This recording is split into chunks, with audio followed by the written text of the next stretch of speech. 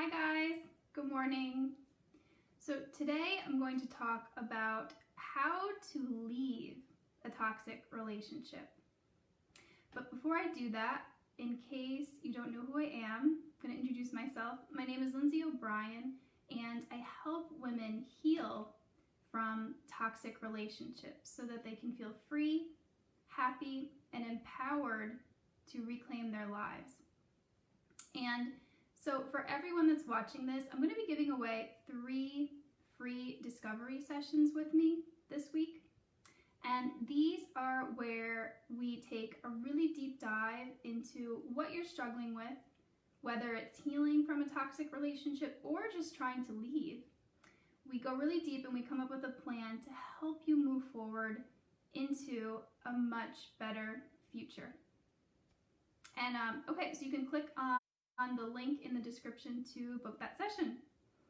Okay, let's get started. How to leave a toxic relationship. I'm going to go through 4 of the most important things, so make sure you stay till the end so you can catch all of those tips. So the first most important thing you can do to leave a toxic relationship is get support. I cannot overstate how important it is to get support, because these relationships are so difficult to leave on your own for many reasons. You know, a lot of these relationships can be abusive. There's things like trauma bonding going on. And so I do not recommend any of you try to leave a toxic relationship on your own. It makes it so much harder. And if you don't have the support, it can make it easier to get pulled back into that toxic dynamic. I don't recommend anyone doing this on their own, so please make sure you get support, okay? So that's the first most important tip. The second tip is to start to view your relationship in a realistic way. And this can also be very difficult, and this is why I do recommend getting the support, because it's hard to do this on your own. But a lot of times in these toxic or abusive relationships, we cling to the positive aspects of the relationship because, you know, honestly, there's not that many in different circumstances of relationships. So we cling to the things that were good about the relationship, and sometimes we can even have blinders on, you know, like we're only seeing the good. And that can make it difficult, because if we're only seeing the good, well then why do we need to leave? This relationship is great. But in a way, it's almost a bit of denial. And so we want to start to come out of that denial and look at the relationship objectively. And this is where it's hard. And when you start to do this, it's going to bring up some difficult emotions. But that is actually a good thing. Because if you can view the relationship objectively without the blinders on and without the sort of fantasy view of the relationship, that actually helps you move forward and see, oh yeah, this actually isn't very good for me. This isn't a good relationship. Objectively looking at all the things that aren't working is what helps you move forward. And again, I recommend not doing this alone, because it also sometimes can be difficult to view these relationships objectively.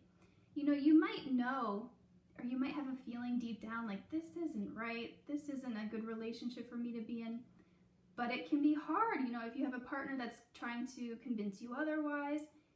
That's why getting support is huge. You need that outside perspective to help you see, okay, these behaviors are not healthy.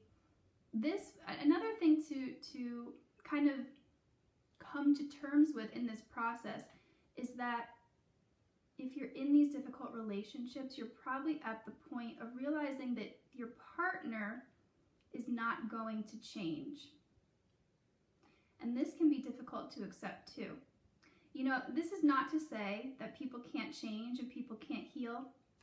But if you are in a dysfunctional, toxic relationship and you are at the point where you're thinking, okay, this relationship is not for me, you have probably tried your best to make this relationship work. You have probably asked your partner, even begged your partner, please, can you make these changes? Can you accommodate my needs? And it's just not happening. And so if you're at that point, coming to terms with the fact that this person is not going to change. Okay? And so accepting that reality is what helps you move forward. And yes, sometimes it's going to bring up difficult emotions. You may feel some hopelessness. You may feel some despair. But just know that these feelings are temporary and they are actually a sign that you are letting go and ready to move on. I know that kind of sounds backwards, but that is what you want to be feeling. To leave a toxic relationship, to accept that this is not healthy, you kind of have to hit a rock bottom in the relationship and realize things are not going to change. This is not healthy. I deserve better. Now I can start to let go and move on. Okay. So the next tip to help you leave a toxic relationship is to build up your self-worth. And so what I mean by this is sometimes in these difficult relationships, your good feelings that you have towards yourself can really, really start to go away. So to build your sort of emotional strength up, it can be very, very helpful in being able to take that step towards leaving. So I recommend a couple things. I recommend spending time with people that love and care about you, good friends, family members, any support that you have, therapists, coaches, counselors, whoever. Spend time with those people, getting a realistic, again, we're very big on being realistic and objective here, a realistic and objective view of yourself. Because like I said, in these relationships, they can tear you down after a while. So just hearing from people that you are a good person, you know, that you have people that care about you, that you are lovable, this can help you start to realize, oh yeah, okay, maybe I can leave this relationship and I'm going to be okay. So that's a big one. Another thing is to practice self-care.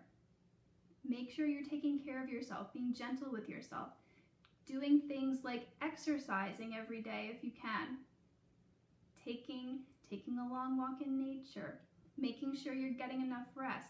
All of these things will build up your strength to take that leap and exit the relationship that is no longer serving you. Another thing that's important to do would be activities that make you feel good about yourself. Again, to build up those positive feelings and regard you have for yourself. So if you have like an activity, like if you like to volunteer at the animal shelter, or you enjoy painting, doing something that makes you feel a sense of accomplishment, like, yes, look what I can do. This is gonna help. This is gonna help you feel like you do have the ability to move forward on your own and be okay.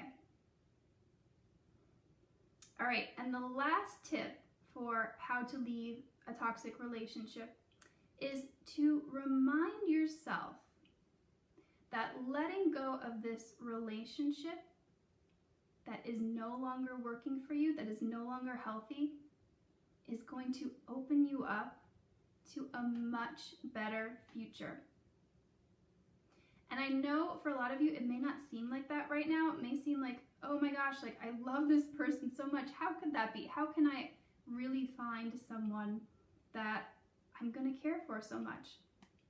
Well, I can promise you that it is out there, because if you are in a toxic relationship, it is not a good relationship. There is going to be someone much, much better suited for you out there. So as long as you're holding on to a relationship that is difficult, that is toxic, or you could say as long as you're holding on to the wrong person, you don't leave any room for the right person to come in. And that's why I really want you to remind yourself that, because it can feel, when you're in, I understand it, when you're in the thick of these things, it can feel like literally impossible that you're going to have a much better future, but it is out there. You know, in these kind of situations, you kind of just have to take a leap. They call it a leap of faith because it really is. You take a leap of faith and you make sure you're getting that support from people that have gone before you and know that there is a better situation out there for you. Oh, okay. Shelly has a question. Let's see. My question is, what if the relationship only becomes toxic when other people, such as family, stick their nose in our business? Ooh, that could be complicated, Shelly. Yeah, you fight. Okay. So that would be an issue of boundaries. You know, maybe like you said, maybe the relationship isn't toxic, but the other people on the outside are becoming difficult. So that's where boundaries are key. Focusing on having good, clear boundaries with your family and communicating them to make sure they know that it's not okay for them to, as you said, stick their noses in your business. Family is huge, and boundaries. All right, guys. So I'm going to wrap this up. For those of you who are coming at the end here, I'm giving away 3 free discovery sessions this week, and you can click on the link in the video. And yeah, please feel free to leave more comments. I will reply to them when I'm able to, and I will talk to you guys soon. All right, bye-bye.